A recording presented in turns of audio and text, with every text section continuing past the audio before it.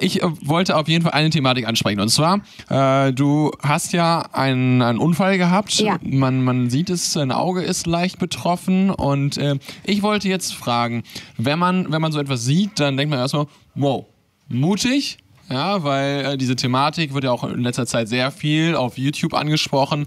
Wir haben Mädels gesehen, die eben auch Unfälle hatten und sagen, okay, pass auf, ich kann trotzdem meine Schminktipps machen. Ja. Was kannst du für Tipps geben, wie man mit sowas umgehen kann?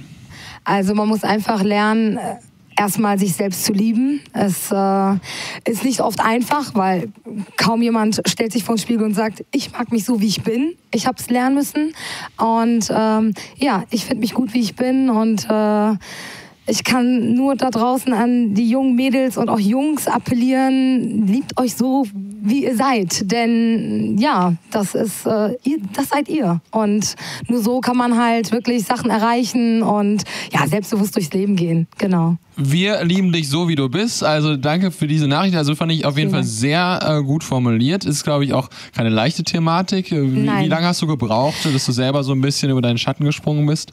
Die Sache ist die, ich hatte ja bis zu meinem circa 20. Lebensjahr noch 2 braune Augen. Ich habe auch noch ganz viele Bilder aus meiner Jugendzeit. Wirklich 2 braune. Ich hatte auch keinen Silberblick, gar nichts.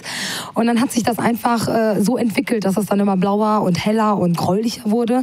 Und ab da wurde es halt schwer. Und so richtig hat es ja schon so ein paar Jahre gedauert. Aber jetzt mittlerweile ist alles gut. Ich komme gut damit zurecht. Kommst gut, hast wahrscheinlich auch viel mit Leuten darüber gesprochen. Ja. Es braucht seine Zeit. Natürlich. Also an euch da draußen, redet mit den Leuten, sprecht es offen an und ich glaube, dann kommt man irgendwann... Seid mutig. Seid mutig und...